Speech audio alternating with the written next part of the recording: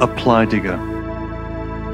Heidegger's thinking in Being and Time explained. With Simon Critchley.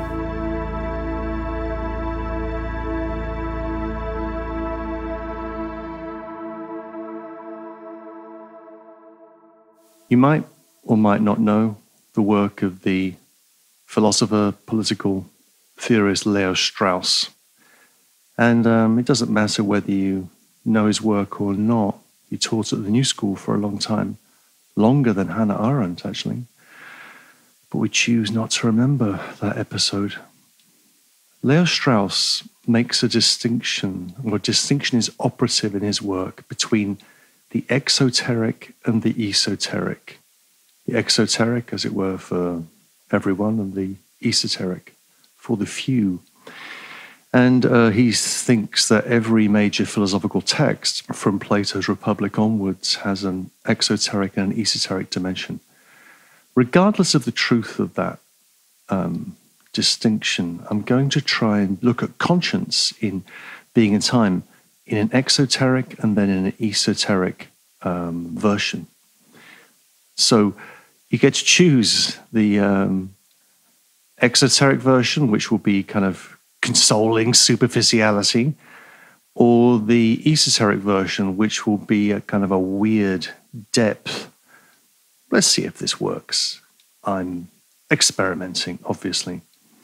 So let's begin with the exoteric version of Heidegger on conscience. This will last probably 10 minutes.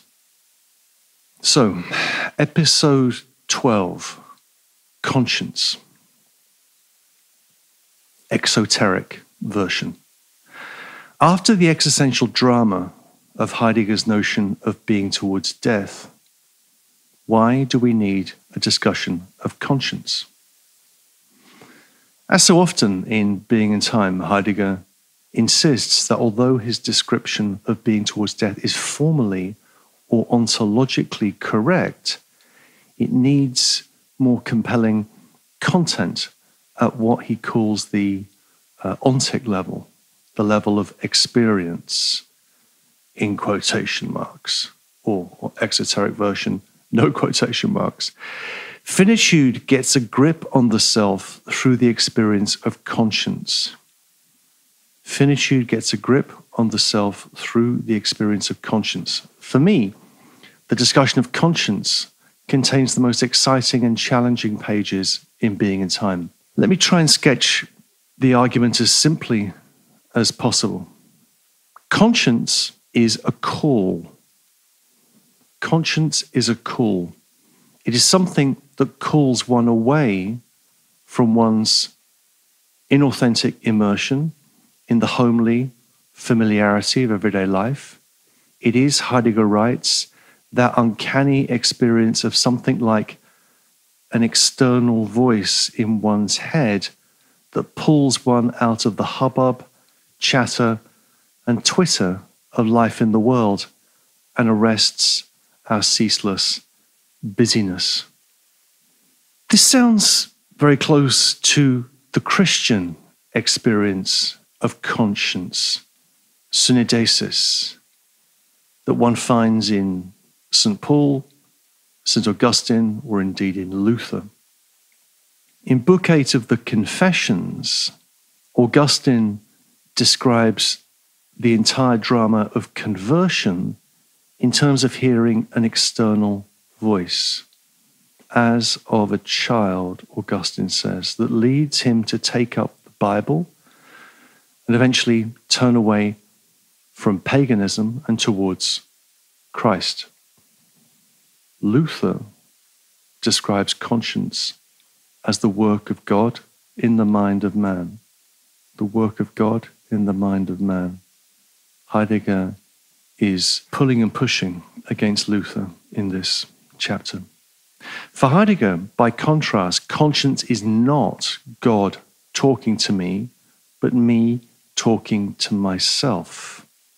The uncanny call of conscience, the pang and pain of its sudden appearance, feels like an alien voice. It feels like an alien voice, but it is, Heidegger insists, Dasein calling to itself. I'm called back from inauthentic life in the world, complete with what Jean-Paul Sartre would call its counterfeit immortality. I'm called back from that towards myself. Furthermore, that self is, as we saw in the last episode, the last discussion, being towards death. So that self is defined in terms of being towards death. So conscience is the experience of the human being calling itself back to its mortality, a little like Hamlet in the grave with Yorick's skull. Act 5, Scene 1 of Hamlet. What gets said in the call of conscience? Heidegger is crystal clear. Like Cordelia in Shakespeare's King Lear, nothing is said. The call of conscience is silent. It contains no instructions or advice. In order to understand this, it's important to grasp that for Heidegger, inauthentic life is characterized by chatter, idle talk. For example, the ever ambiguous hubbub of social media. Social media. Conscience calls Dasein back from this chatter, from this hubbub, silently. This call has the character of what Heidegger calls reticence, which is the privileged mode of language in Being and Time, or a privileged mode of language in Being and Time, as we saw in Chapter 5, Division 1. So the call of conscience is a silent call that silences the chatter of the world and brings me back to myself. But what does this uncanny call of conscience give one to understand? Conscience's call can be reduced to one word: guilty. Guilty. But what does Dasein's guilt really mean? It means that because, as we saw in earlier episodes, earlier lectures, it means that because the human being is defined in terms of throne projection, which we already know, throne projection, the human being always has its being to be. That is, human existence is a lack. It is something due to Dasein, a debt that it strives to make up or repay. This is the ontological meaning of guilt as Schuld, S-C-H-U-L-D, Schuld, which can also mean debt, not death, debt, D-E-B-T. As Heidegger, perhaps surprisingly writes, although it should be recalled that he was also writing during a time of troubled economic strife in Weimar Germany, he says, life is a business, whether or not it covers its costs. Life is a business, whether or not it covers its costs. Debt is a way of being. I owe, therefore I am. That's really Heidegger's thought in this chapter. I owe, therefore I am. I'm indebted. I am guilty. Heidegger goes on to show that this ontological meaning of guilt as indebtedness is the basis for any traditional moral understanding of guilt. Heidegger's phenomenology of guilt, and here he is close to Nietzsche in the genealogy of morals, in particular the second essay of the genealogy, which in a sense is a subtext for the discussion of conscience, I think. Heidegger's phenomenology of guilt claims to uncover the deep structure of ethical selfhood, which cannot be defined by morality, since morality already presupposes it. Rejecting any Christian notion of evil as the privation of good, the privatio boni, Heidegger's claim is that guilt is the pre-moral source for any morality. Guilt is the pre-moral source for any morality. As such, it is to coin a phrase, of course not to coin a phrase, it is beyond good and evil. So is guilt bad? No, but neither is it good. It is simply what we are. For Heidegger, we are guilty. Heidegger insists that Dasein does not load guilt onto itself like a bad superego.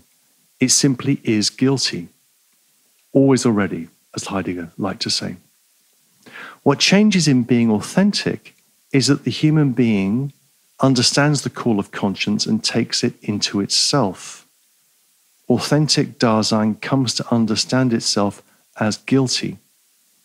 And in doing this, Dasein has chosen itself, as Heidegger writes, has chosen itself. This is very interesting. What is chosen is not having a conscience, which Dasein already has because of its ontological want, its ontological indebtedness. What is chosen is, as Heidegger puts it rather awkwardly, wanting to have a conscience. What is chosen is wanting to have a conscience, gewissen haben wollen. That is, if you like, a second order wanting. I choose to want the want that I am. Only in this way, Heidegger adds, can the human being be answerable or responsible. The German there is verantwortlich, answerable or responsible. So responsibility, and this would be the key to any conception of ethics in relation to Heidegger's work, which is a moot point and something we could discuss at length in other contexts. Any conception of ethics for Heidegger consists in understanding the call, in wanting to have a conscience. And to make this choice, Heidegger insists, to make this choice to choose to have a conscience, to want to have a conscience, is to become resolute. And the penultimate concept in this chapter, an important one, is resoluteness. So that is the exoteric version of what's going on in this chapter. I'm going to explain these concepts as we move on, but that's the exoteric. At this point, you could stop listening if you want. In a sense, that's enough to be going on with. But if you want to get the esoteric doctrine in Heidegger, the kind of weird stuff, then keep on listening. So let's now do exactly the same thing. I'm going to repeat what I said just now about conscience in a philosophically deeper and more esoteric mood. Ready? Okay. At times, reading a classical philosophical text is like watching an ice floe break up during global warming. The compacted, cold assurance of a coherent system begins to become liquid, and great conceptual pieces break off before your eyes and begin to float free on the sea. To be a reader is to try and either keep one's footing as the ice breaks up, or to fall in the icy water and drown. This is true. This feeling of an ice floe breaking up is true of every page of Heidegger's Being and Time. But it's nowhere truer than in the discussion of conscience in Division 2, which, to my mind, is the most interesting moment in Being and Time. I want to try and show where the ice floe of fundamental ontology begins to crack. At stake here will be trying to bring the human being, us, Dasein, face to face with its uncanniness, with the utter strangeness of being human. And this is the thought, this is the esoteric thought in this chapter.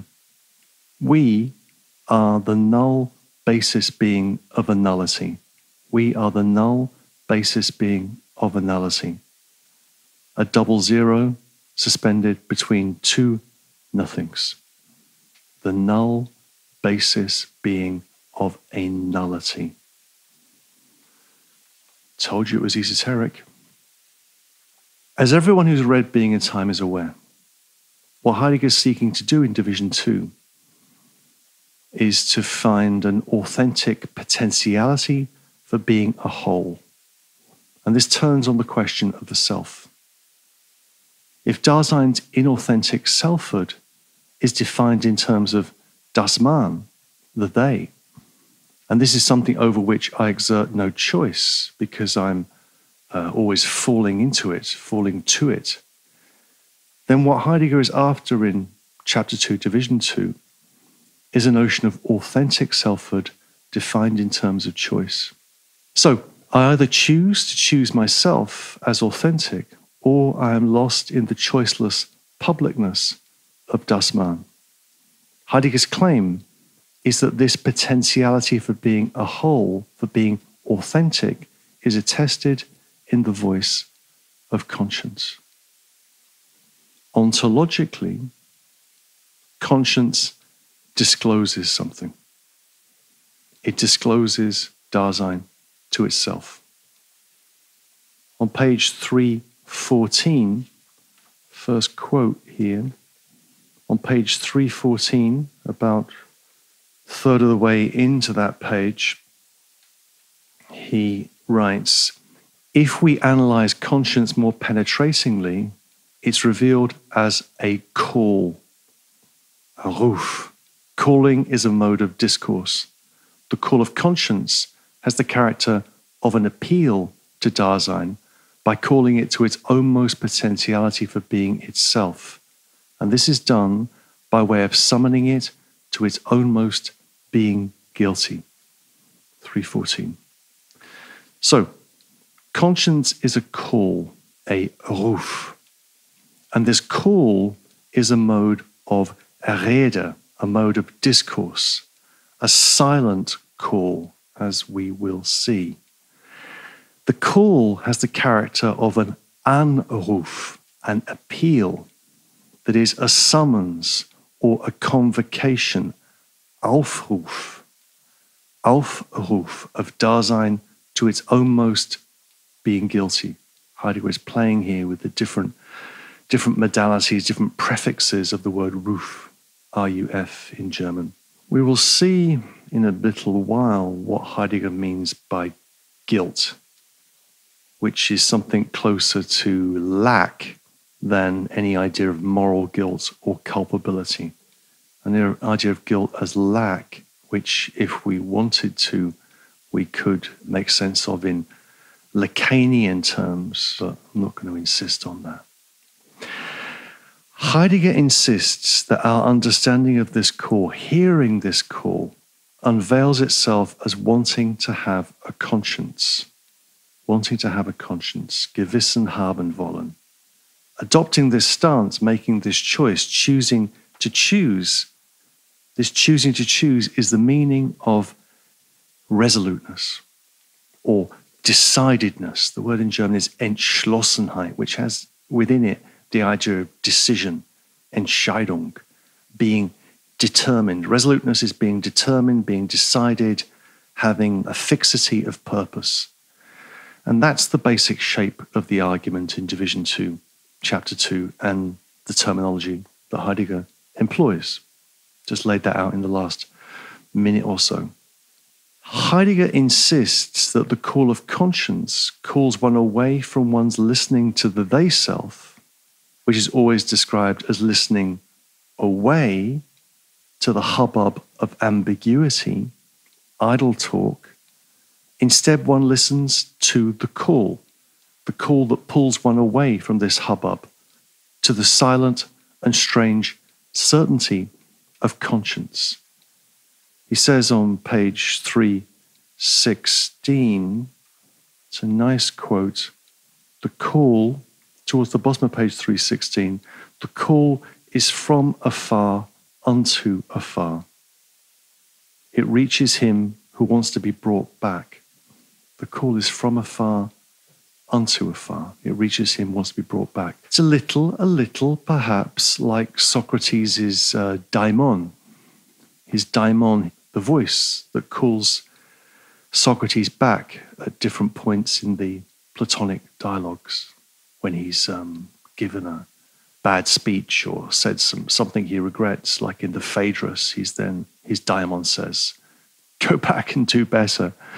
That wasn't good enough. So it's a little bit like that, we could say.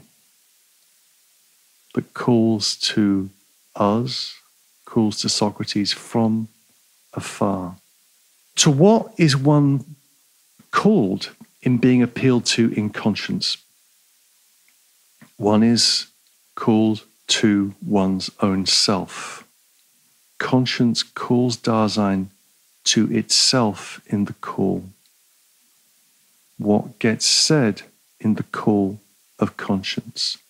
Heidegger is crystal clear. Again, as I said before, in the exoteric version, like Cordelia in King Lear, nothing is said.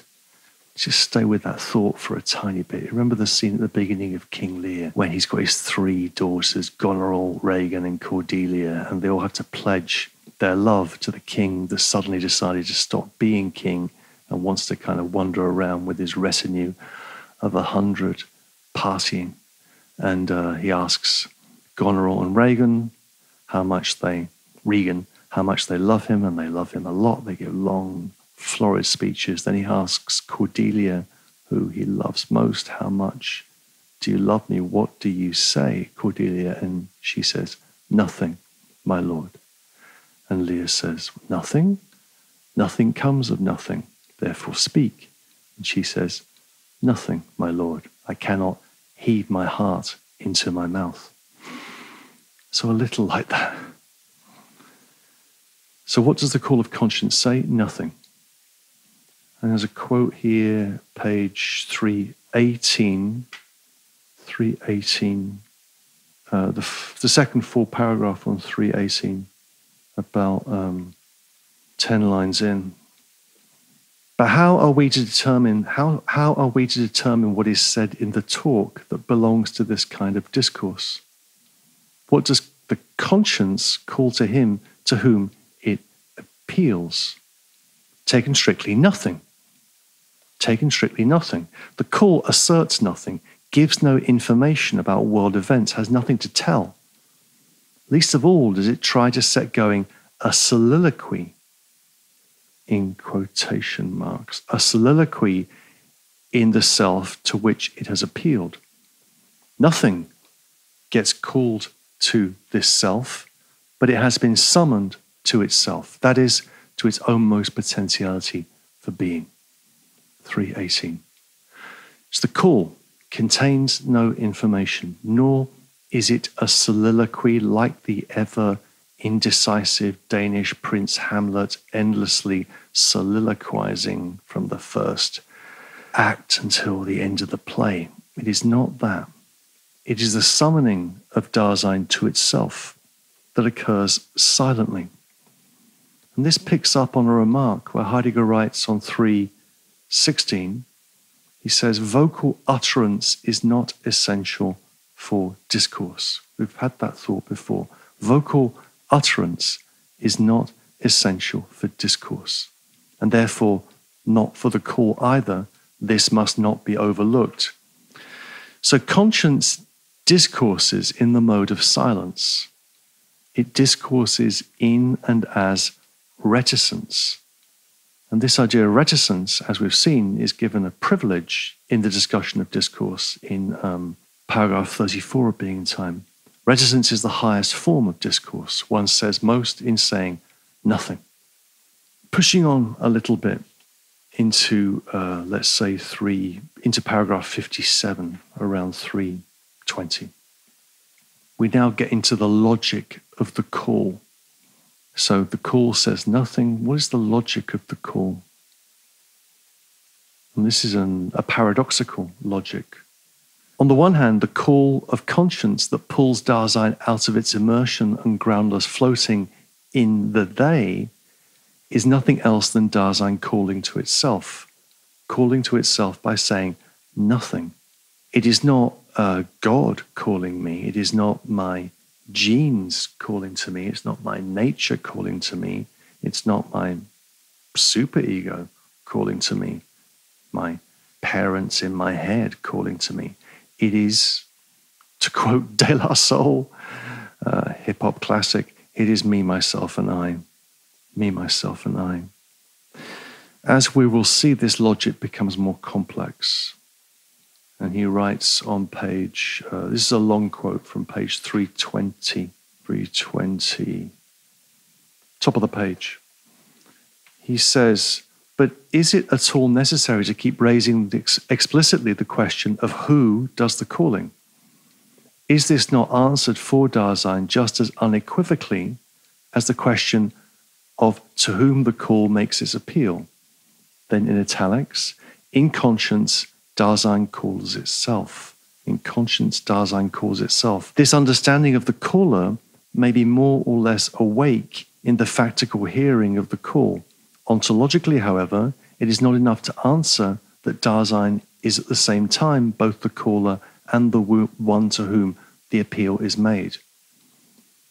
When Dasein is appealed to, is it not there in a different way from that in which it does the calling?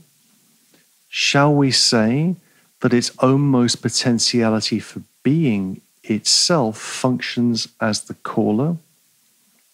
Continuing the quote, indeed the call is precisely something which we ourselves have neither planned nor prepared for, nor voluntarily performed.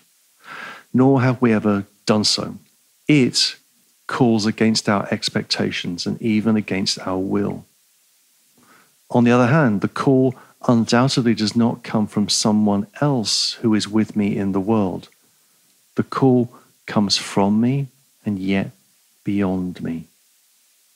The call comes from me and yet beyond me. This is a very interesting passage. In German, it's Der Ruf kommt aus mir und doch über mich. The call comes out of me and over me.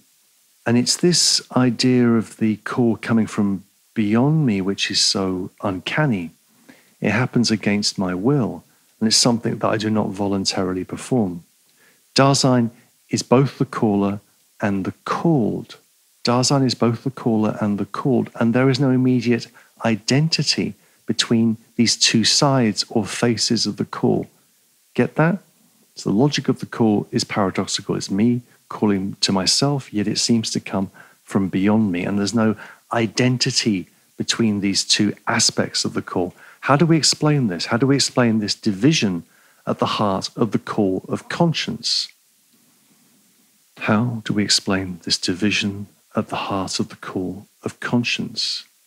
And Heidegger also says on 326, this call of conscience, which everyone agrees that he hears, which everyone agrees that he hears. Does everyone agree? Does everybody hear the call of conscience? I think that's another discussion. He said, chickening out. So let's look at this division within the call. In order to explain this division within the call, Heidegger folds the analysis of the call structure back into the care structure. So the call structure is folded into the care structure.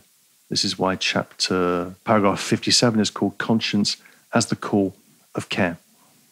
The situation of Dasein being both the caller and the called corresponds to the structure of Dasein as both authentic and inauthentic, as anxious potentiality for being or freedom, and thrown lostness in the they.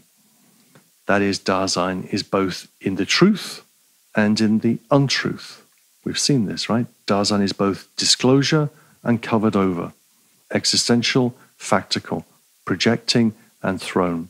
And this takes Heidegger back into a fascinating discussion of uncanniness, which first turned up in the discussion of anxiety in paragraph 40. Heidegger asks here, what if this Dasein that finds itself in the depths of its uncanniness, right? So what is strange in the call of conscience is it's us calling to ourselves as if it were an alien voice, right? We become uncanny to ourselves.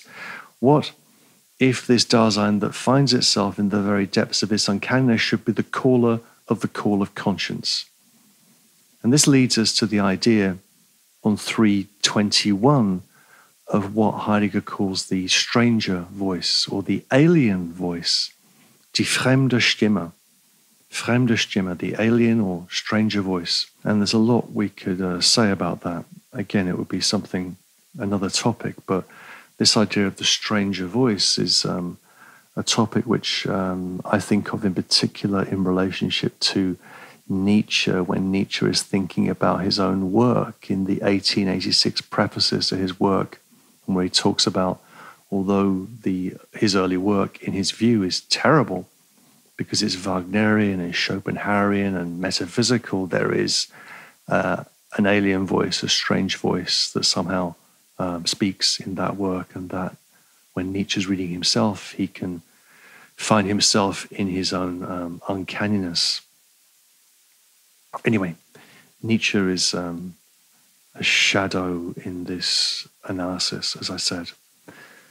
But going back to the text, page 321, here's a quote. Heidegger says, "In its who, the caller is definable in a worldly way by nothing at all." This is a great quote, actually. This is the bottom of page 321. So make sure you've got your eyes on this, because something interesting happens. In its who, the caller is definable in a worldly way by nothing at all. The caller is Dasein in its uncanniness, primordial, throne, being in the world, as the not at home. The bare that it is in the nothing of the world. The bare that it is in the nothing of the world. And in the German, nothing does not have quotation marks around it, as it does in Macquarie and Robinson. The bare that it is of the nothing of the world. The caller is unfamiliar to the everyday they self. It is something like an alien voice. What could be more alien to the they, lost in the manifold world of its concern, than the self which has been individualized down to itself in uncanniness and been thrown into the nothing? And again, nothing in the translation has got quotation marks. They're not there in the German. What might be noted here is the repeated emphasis upon the word nothing and the general strangeness of the claim that Heidegger makes. The call of conscience is the anxious uncanniness of not being at home in the homeliness or familiarity of the at-home quality of the world. But then this not at home is claimed to be the nothing of the world. The nothing of the world. Do you hear that? The self is thrown into the nothing of the world. And into that nothing, I hear the silent call that strikes me as alien. You begin to get the sense here that the being in the world, Dasein is being in the world, that we repeated over and over again in the first discussions of the first division. This world full of significance, this world that hangs together, this world which we are in and which is there, suddenly becomes nothing. The self is thrown into the nothing of the world, and into that nothing I hear the silent call that strikes me as alien, and that call is also nothing. Strictly speaking, and this is the thought that I want to get at, this is the esoteric thought, the self is divided between two nothings. On the one hand, the nothing of the world, and on the other, the nothingness of pure possibility revealed in being towards death. Right? The nothing of the world and the nothing of pure possibility. The self is nothing, but the movement between two nothings. the nothing of thrownness and the nothing of projection, which is to say that the uncanniness of being human, being a stranger to oneself, consists in a double impotentialization.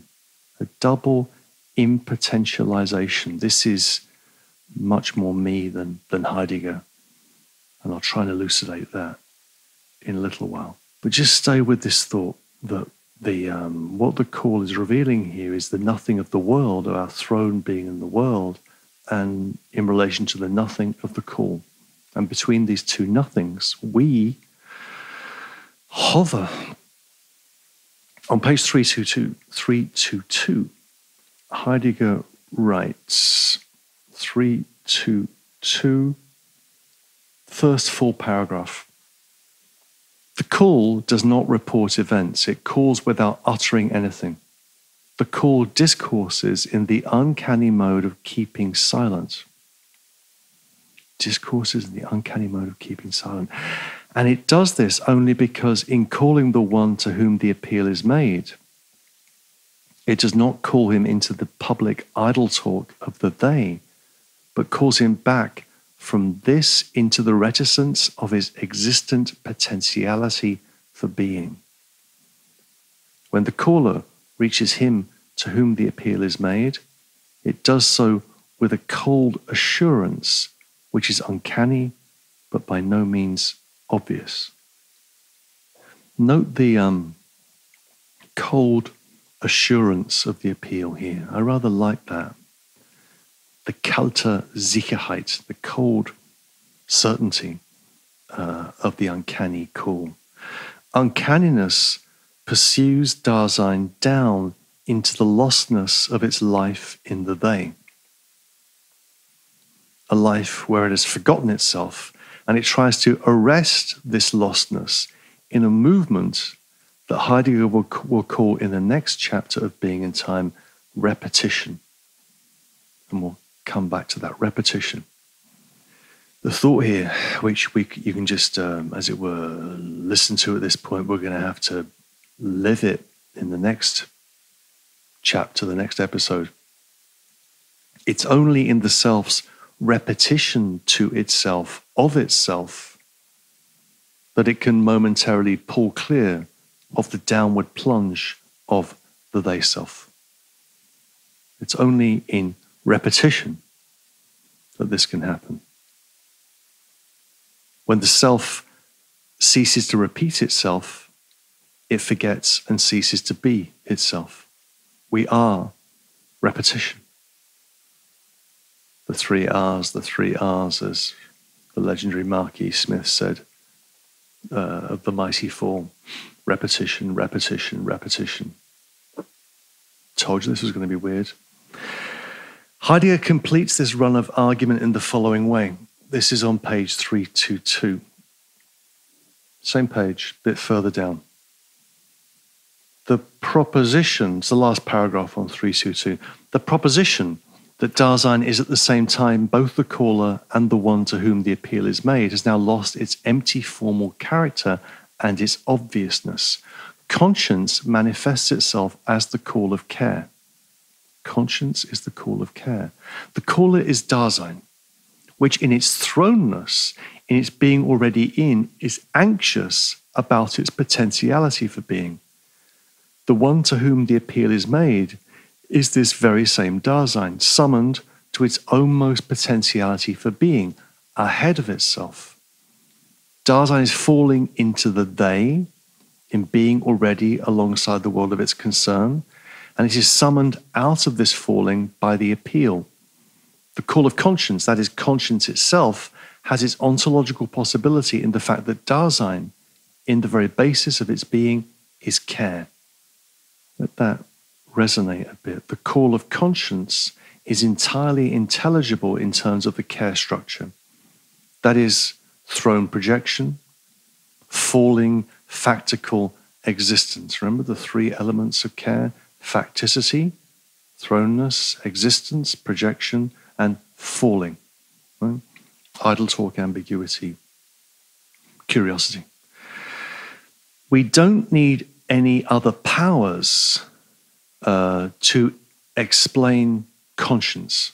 Right? We don't need to resort to God, as in St. Paul or in Luther. We don't need to think about public conscience or world conscience. Heidegger deals with that and dismisses that in the final pages of paragraph 57. So what does the uncanny call give one to understand? Right? I said that question exactly like that before.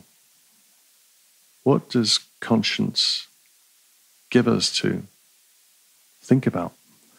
Conscience's call can be reduced to one word, and that one word is guilty.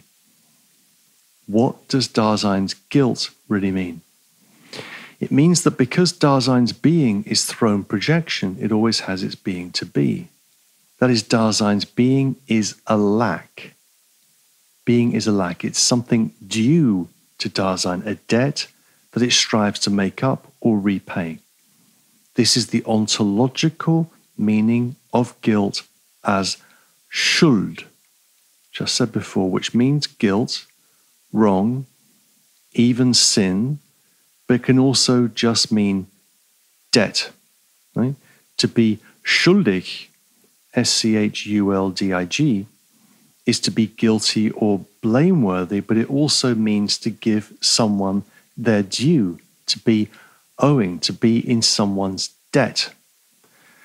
Why I'm emphasizing this line of thought is I'm thinking here of Nietzsche's the second essay of the genealogy of morals. And what Nietzsche does is to trace the idea of guilt, for him, the Christian idea of guilt, for us, the secular idea of guilt that, saturates the world that we live in. This idea of guilt, he traces back Nietzsche to Schulden, to debts. And these Schulden have a material origin, he argues. And if you get interested in this topic, I have written on it elsewhere with my friend Tom McCarthy in relationship to Shakespeare's Merchant of Venice. This was a long time ago, but it's work I'm still proud of. The thought here is that life is a series of repayments on a loan that you didn't agree to, with ever-increasing interest, and which will cost you your life. Life is a kind of death pledge, a mortgage, a mortgage. A mortgage is a death pledge. As Heidegger writes, as I said before, life is a business, whether or not it covers its costs. Debt is a way of being. Arguably, it is the way of being. And this is why credit and the credence in credit, the belief structure, is so important. So I trace this in relationship to money. The key concept in relationship to money is credibility, is credit, is belief, which is always thought in relationship to debt, a monetary debt. Okay, pulling out from that line of thought a little, Heidegger runs through various meanings of guilt, understood as having debts, being responsible for, or owing something or another, owing something to another. Although this would require a separate discussion, it's fascinating to try and it's fascinating to watch Heidegger try and separate his conception of guilt from the usual concept of guilt as responsibility to others, and from any idea of guilt understood in relation to law and in relationship to the ought, right? The idea of a moral ought, the Kantian ought that someone like Hegel relentlessly criticizes and which Heidegger implicitly follows here.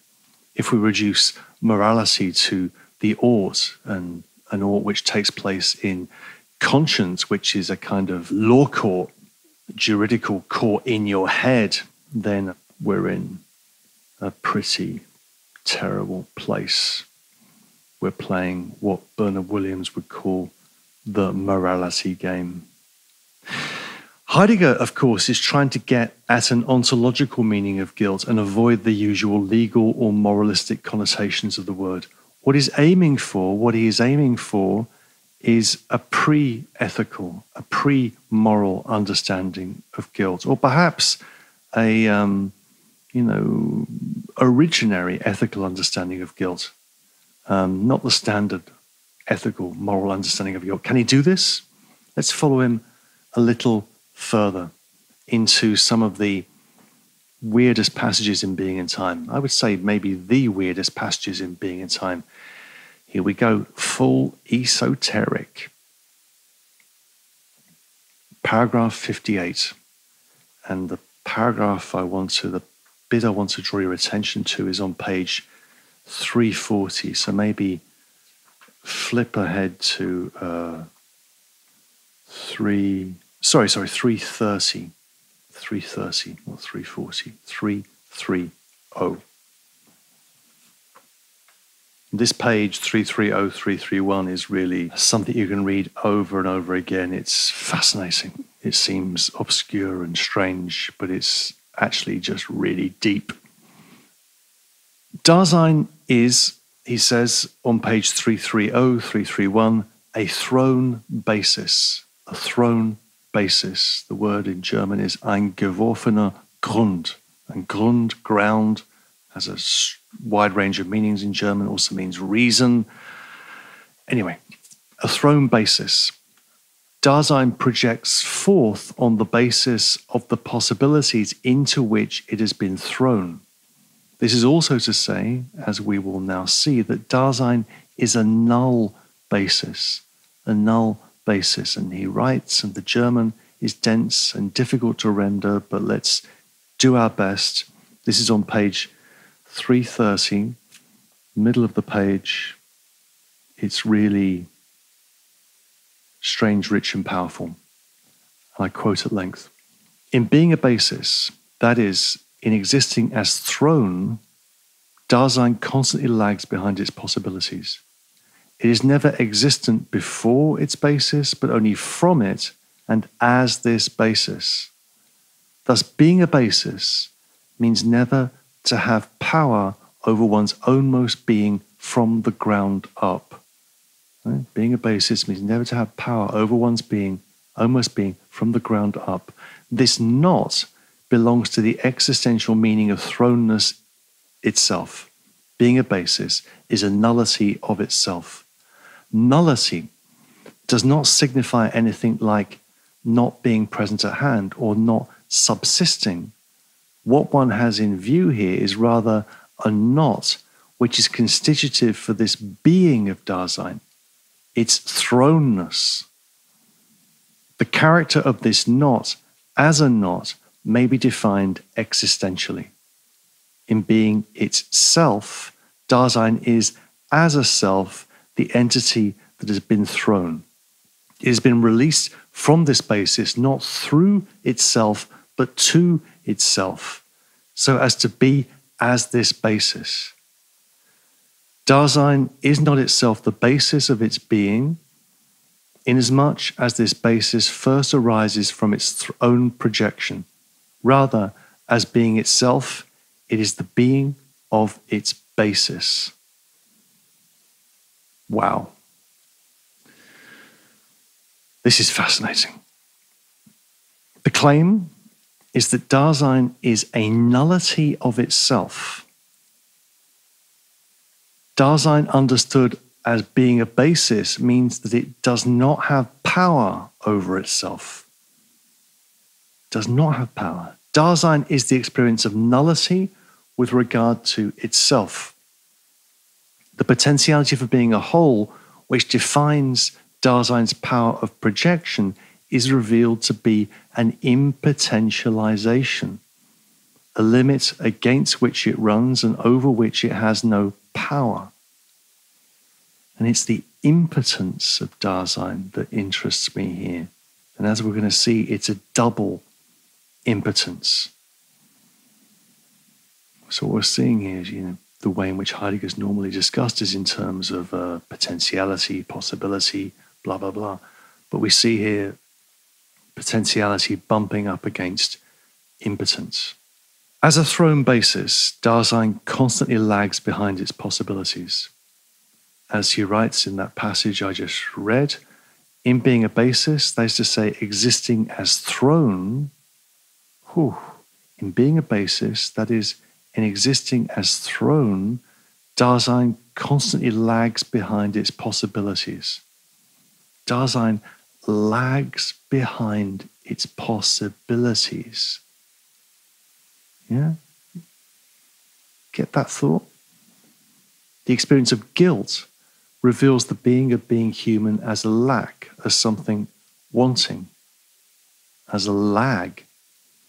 The self is not just the ecstasy of some heroic leap towards authenticity energized by the experience of anxiety and being towards death. Such would be the heroic reading of the existential analytic, and that I possibly was Heidegger's intention, possibly. On that heroic reading, the goal of the existential analytic would be to achieve a kind of self-mastery, a self-sufficiency, what they used to call in Greek autarkia, autarky, self-origination. This is what Heidegger calls in paragraph 64 that we'll get to next time, self-constancy. Self-constancy. Rather, on my view, the self's fundamental self-relation is to an unmasterable throneness, the burden of a facticity that weighs me down without my ever being able to fully pick it up. This is why I seek to evade myself. I project or throw off a thrownness that catches me in its throw and inverts the movement of possibility by shattering it against impotence. I'm always too late to meet my fate. For those with ears to hear, that's a rather arrogant Nietzschean way of putting it. For those with ears to hear, this is a reading of Nietzsche that's perhaps closer to Beckett than to the standard kind of heroic Nietzsche. A Beckettian disability. The characters in Beckett are always kind of in bed, or they can't walk, or they used to ride bikes but they can't anymore, and they're shoved like a bunch of flowers into a jar in the shambles in the bad side of town, outside an abattoir, trying to concentrate on the rump of a horse, for example. Dasein, to return to my main thought, Dasein is a being suspended between two nothings. That's the thought. Dasein is a being suspended between two nothings, two nullities, the nullity of thrownness and the nullity of projection. And this is where the text gets really, really radical. So hang on there. This is page 331, and it begins on 331, 1, 2, 3, 4, 5, 6, 7, 8, 9 lines in. Long quote. Not only is the projection as one that has been thrown determined by the nullity of being a basis, as projection, it is itself essentially null.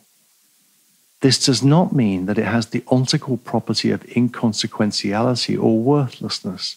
What we have here is rather something existentially constitutive for the structure of the being of projection. The nullity we have in mind belongs to Dasein's being free for its existential possibilities. Freedom again. We saw that at the end of the Being Towards Death chapter. Freedom, however, continuing the quote, 331, freedom, however, is only in the choice of one possibility. That is, in tolerating one's not having chosen the others and one's not being able to choose them. In the structure of thrownness, as in that of projection, there lies essentially a nullity. This nullity is the basis for the possibility of inauthentic Dasein in its falling. And as falling, every inauthentic Dasein factically is. Care itself in its very essence, is permeated with nullity through and through. Thus, care, Dasein's being, means, as throne projection, being the basis of a nullity. Being the basis of a nullity. And this being the basis is itself null. This means that Dasein, as such, is guilty. If our formally existential definition of guilt as being the basis of a nullity is indeed correct. Fantastic quotation. The noise you can hear on the street there is, I should stop and pick it up in a second, because this is the cheering and hooting and everything for the health workers and the people giving essential services, and that's really important at this awful time in New York. Maybe you can hear them outside. I should be there, I didn't realize. Anyway, I'm back in a second, okay? Okay, I'm back. So that quote on 331 that I read out is one of the wildest parts in Being in Time, if not the wildest. What does it tell us? I think it tells us the following. Dasein is a double nullity. It is simultaneously constituted and divided around this double nullity. And this is the structure of throne projection and the ontological meaning of guilt. That is, Dasein is guilty. It is indebted doubly. It is null at the heart of its being. Dasein is essentially doubly lacking. Okay, so what I've emphasized throughout these episodes, these lectures, is the idea of Dasein as throne projection. But what does throne projection mean? Well, he tells us in this passage I just read on 331, throne projection is the null basis being of a nullity. The null basis being of a nullity. Das nichtige Grundsein eine Nichtigkeit. And this is nothing less than the experience of freedom. As Heidegger writes, freedom is the choice of one possibility of being, in choosing oneself and not the others. But what one is choosing in such a choice is the nullity of a projection that projects on the nullity of a throne basis over which one has no power. Right? Nullity of a projection projecting onto the nullity of a throne basis over which one has no power, behind which one is always lagging. Freedom is the assumption of one's ontological guilt, of the double nullity that one is. Heidegger goes on to show that this existential ontological meaning of guilt is the basis for any traditional moral understanding of guilt. Heidegger's phenomenology of guilt, like Nietzsche's in the genealogy of morals, claims to uncover the deep structure of ethical subjectivity, which cannot be defined by morality, as I said earlier, because morality already presupposes it. He rejects, Heidegger, any notion of evil as the privation of good. Heidegger's claim is that guilt is the pre-moral source for any morality. Got that? Guilt, as he understands it, this double nullity, this double nothingness of thrownness and projection, which is the experience of freedom, is the pre-moral source for any morality. It's beyond good and evil. Is guilt bad? No. But neither is it good. It's simply what we are. We are guilty. Such is Kafka's share of eternal truth. Think about this in relation to Kafka. The characters in Kafka at trial are guilty. Their being is defined in this way. They are lacking with regard to themselves. They are people about whom lies have been told. Joseph K. Heidegger brings a large number of themes discussed in the the last few minutes together in an enormously powerful way. And we come back again to the question of uncanniness. And this is another long quote, the last long quote for a while, on page 332, 333, 332, 333. The last words on 332. I want to pick up from there. The call is the call of care. Right? The call is the call of care. Being guilty constitutes the being to which we give the name of care. In uncanniness, Dasein stands together with itself primordially. Uncanniness brings this entity face to face with its undisguised nullity, which belongs to the possibility of its own most potentiality for being. To the extent that, for Dasein as care, its being is an issue, it summons itself as a they which is fatically falling, and summons itself from its uncanniness towards its potentiality for being. The appeal calls back by calling forth.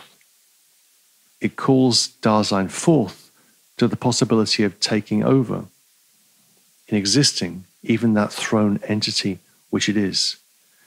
It calls Dasein back to its thrownness, so as to understand this thrownness as the null basis which it has to take up into existence.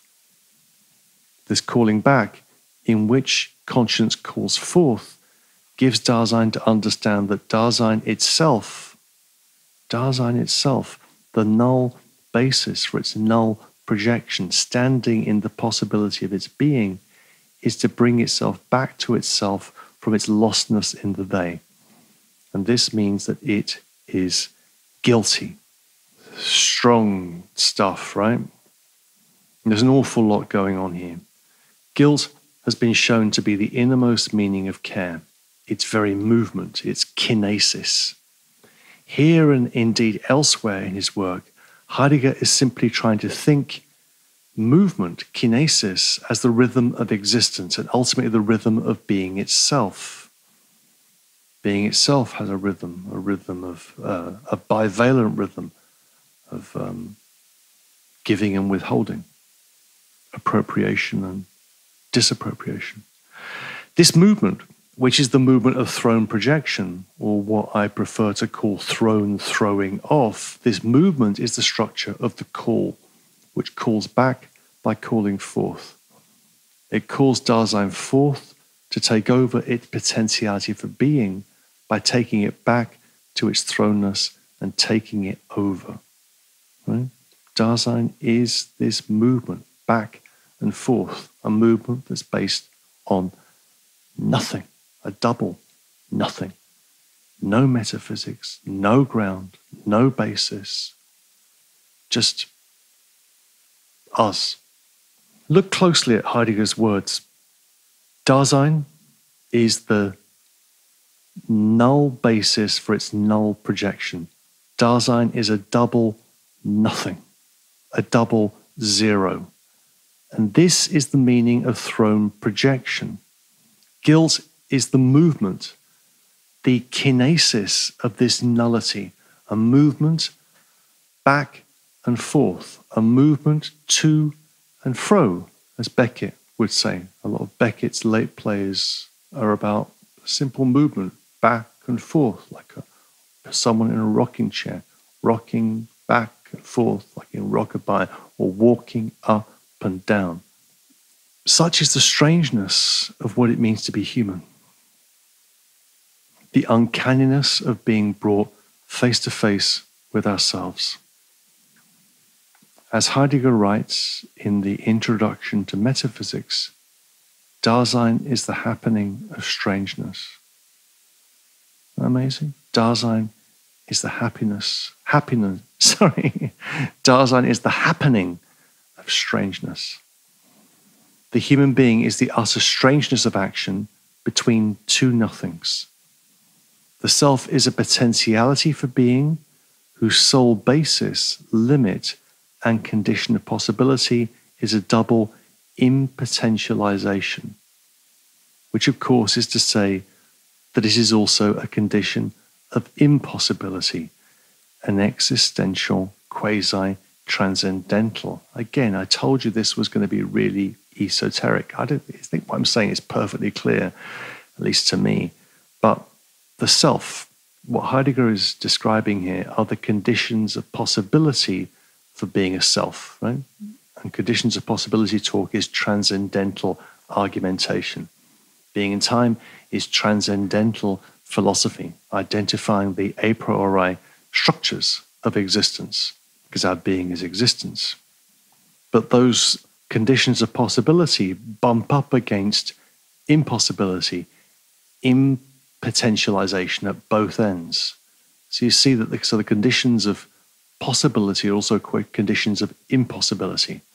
And this is the modification of the concept of the transcendental from the straightforward Kantian idea that philosophy is about identifying the conditions of possibility for X to the more Derridian idea that deconstruction is about identifying conditions of possibility for X and conditions of the impossibility for X at the same time. And we have to learn to stay with that movement. Where this takes us, I think it takes us to an interesting place, is to an idea of weakness.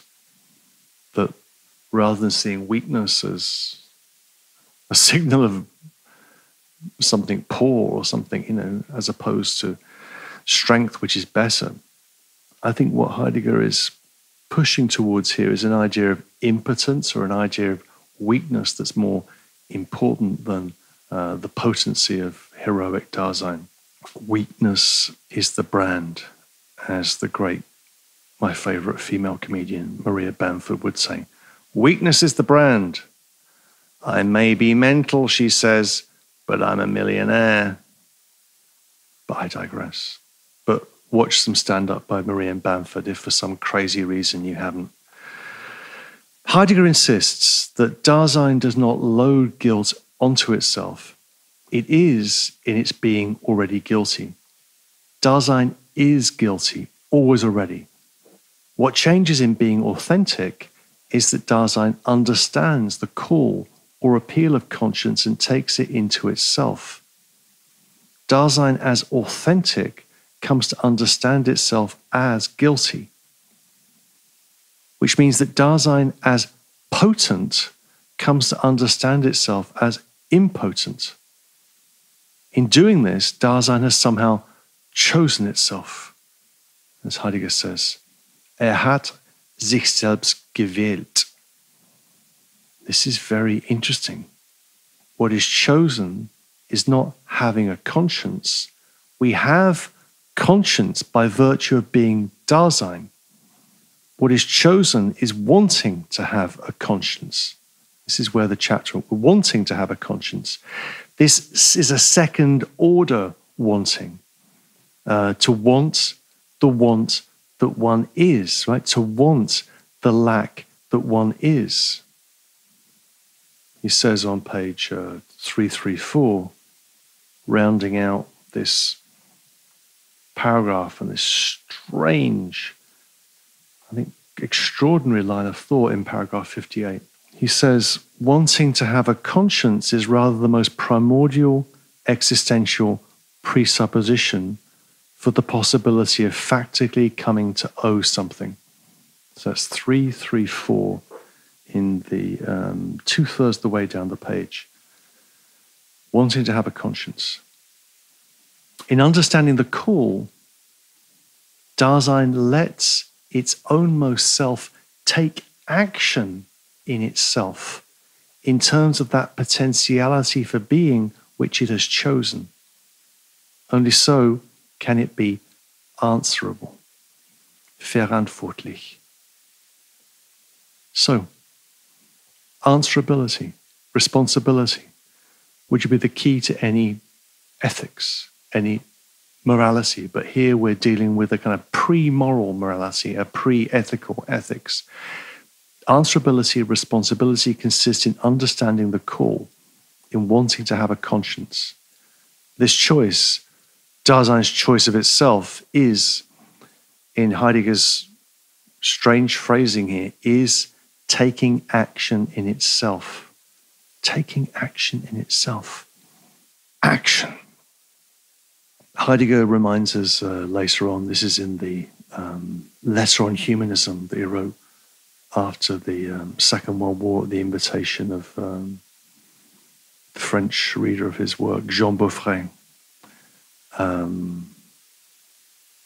He says in I think the first words of the letter on humanism, we are still far from pondering the essence of action decisively.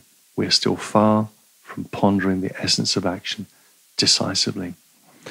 The word action is one that Heidegger both uses in Being and Time and continually reminds us that he wants to avoid. Such is the logic of Heidegger's avoidances. We always have to watch what he's doing when he says he's going to avoid a word, and then sometime later in the book we find him using it. But what might action mean, conceived in relationship to the double nullity we have described? What might potentiality for being mean when its condition of possibility and impossibility is a double impotentialization? Well, that's what I hope to work out in a fuller interpretation of Heidegger. But this conception of action might be called tragic. It might be called tragicomic. It's what Beckett calls Waiting for Godot, a tragicomedy. And as one of Beckett's gallery of moribunds, Molloy asks himself, tongue deep in his cheek, from where did I get this access of vigor? From my weakness, perhaps. From where did I get this access of vigor? From my weakness, perhaps. Well, that concludes the esoteric part. Now I've got 2 more things to do before we finish this already overly long episode, but it's great stuff, and it never ceases to get me, this discussion of conscience. There's 2 concepts we haven't discussed which come up at the end of the chapter in paragraph 60. Resoluteness and situation. Resoluteness and situation. So here we are, the last pages of chapter 2 from around 341 onwards. Resoluteness is the authentic structure of Dasein, the truth of Dasein, the truth of existence. And he formulates it on 343. He says, middle of the page on 343, the disclosedness of Dasein in wanting to have a conscience is thus constituted by anxiety, a state of mind, by understanding as a projection of oneself upon one's almost being guilty, and by discourse as reticence. Look at the 3 existentials: state of mind, understanding, discourse. This distinctive and authentic disclosedness, which is attested in Dasein itself by its conscience, this reticent self-projection upon one's almost being guilty, in which one is ready for anxiety, we call resoluteness. Resoluteness means, as I said much earlier, means decidedness, having fixity of purpose, becoming resolved, determined, where entschließen means to make up one's mind. So resolute Dasein understandingly projects onto its possibilities in the mood of anxiety. And note here that Heidegger reintroduces or keeps bringing back, it's gone very far away, the idea of anxiety. And he'll speak here of anxiety of conscience, Gewissenangst. That's on the middle of page 342. Anxiety of conscience, where wanting to have a conscience is a readiness for anxiety. But anxiety is nothing anguished, right? It's articulated discursively as reticence. That is where I pull away from the loud chatter of the they-self and I move into silence. Anxiety is the the mark or proof of the calling. Right? Anxiety is the mark or proof of the calling. I could say a lot more about this in relationship to the experience of faith as I understand it. And I begin from someone like St. Paul here, rather than warm, fuzzy feelings of faith, some kind of belief in some certainty. I mean, that's not what faith is about. Faith is the anxiety. It's the subjective mark or proof of the calling. The way the calling, faith is felt, is as anxiety. That the proper disposition for Paul of someone being in Christ is to remain in an anguished waiting. And that anguished waiting is itself the induction into a kind of stillness in the self, not a restful stillness, but a kind of resolute stillness. Look at the top of page 343. Only in keeping silent does the conscience call. That is to say, the call comes from the soundlessness of uncanniness, and the Dasein which it summons is called back into the stillness of itself, and called back as something that is to become still. Only in reticence, therefore, is this silent discourse understood appropriately in wanting to have a conscience. It takes the words away from the common sense idle talk of the they. So conscience calls in silence, and this summons calls one back to stillness, becoming still. It's a theme that you could plot in Heidegger's later work. He's quoting things like the ringing stillness. I think it's Stefan George or someone else. For me, it's a kind of stillness that you can find in kind of musical forms of stillness. I think about that soundlessness of uncanniness in relationship to the stillness of, say, certain forms of ambient music, Harold Budd, Brian Eno, or favorite act of mine, a favorite band of mine from Austin, Texas, called Stars of the Lid, who have done amazing work. Anyway, to move on, resoluteness is that becoming stillness in oneself, taking into oneself decidedly the experience of conscience. Let's finish with the idea of situation. This concept of situation, introduced on page 345, very quickly at the end of 346, it's a very important concept. What is Heidegger trying? Because it's a concept which you can find picked up in Sartre, in a whole number of other thinkers. I'll mention one more in a second. Let's close with the idea of situation. Resoluteness is always resoluteness at some particular time. Right? This is not a question of eternity here. We're dealing with a temporal being that is in time and for its time. So upon what does Dasein resolve? For what is Dasein authentic? Right? This partially answers an old objection that can be made against existential philosophy, whose originator is Heidegger. The idea of commitment that comes up in a more popular way in Sartre. You're committed, but what are you committed to exactly, apart from just being committed in general? So commitment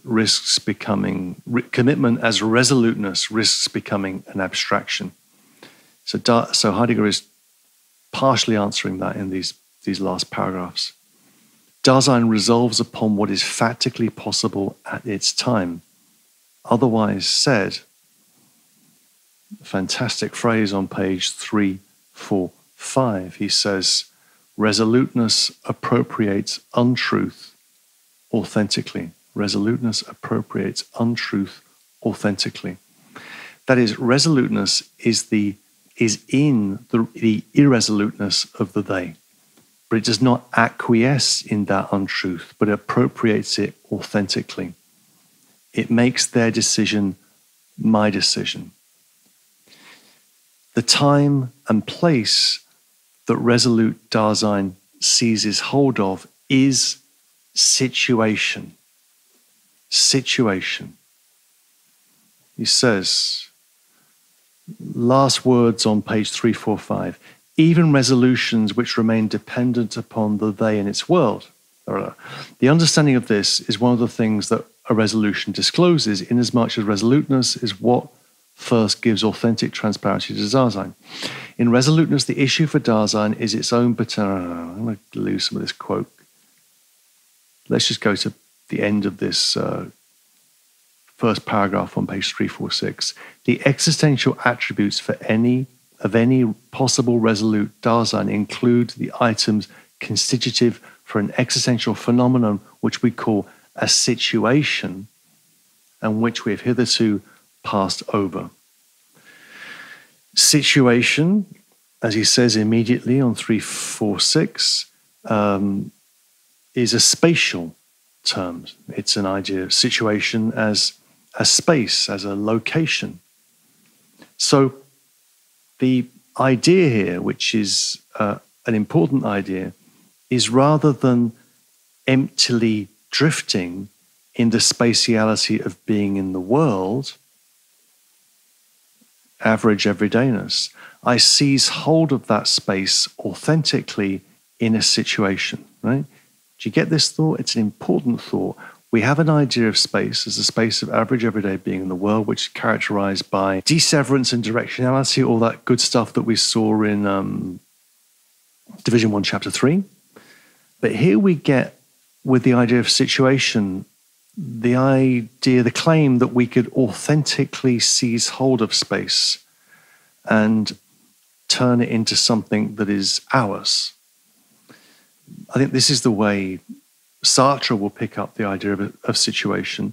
And it's also the way in which Alain Badiou will, I think, adapt the idea of situation into his concept of the event. Right? An event is something where we possess a place, where one lives, where one loves, where one is.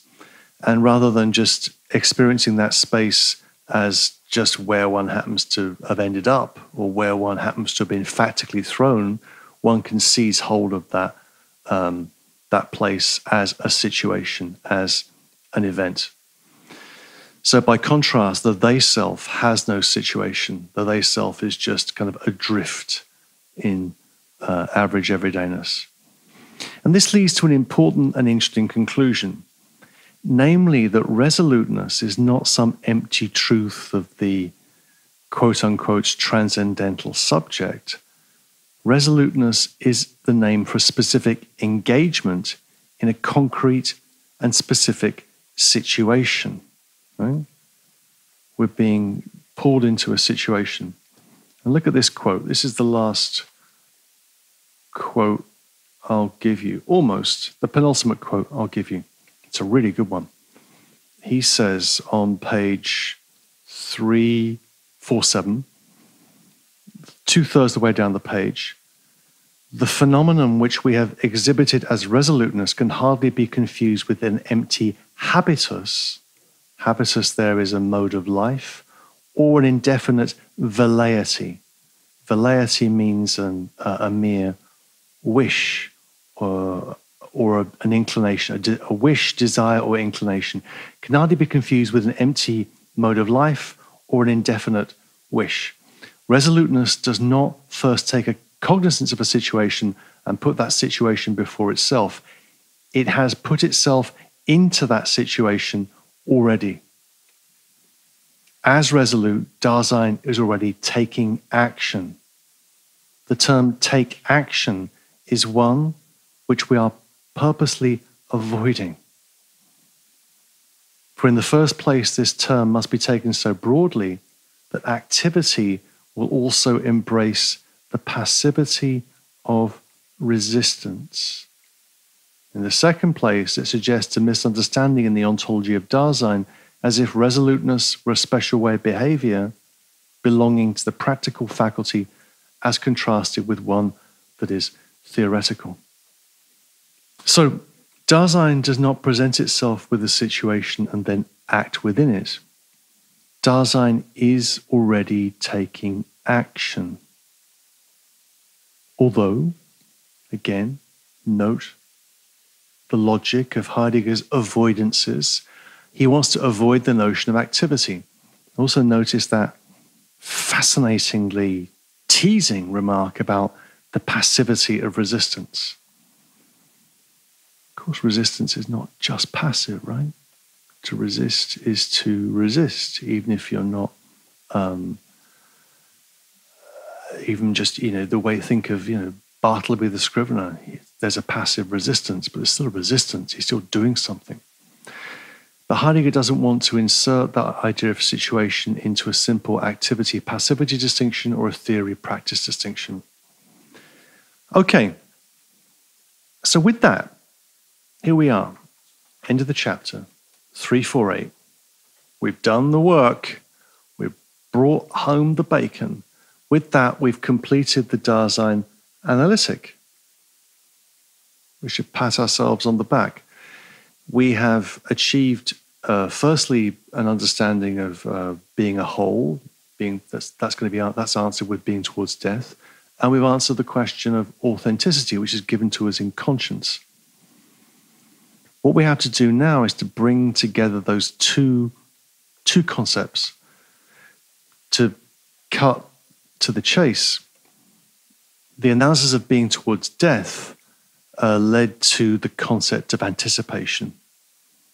The analysis of conscience led to the idea of resoluteness.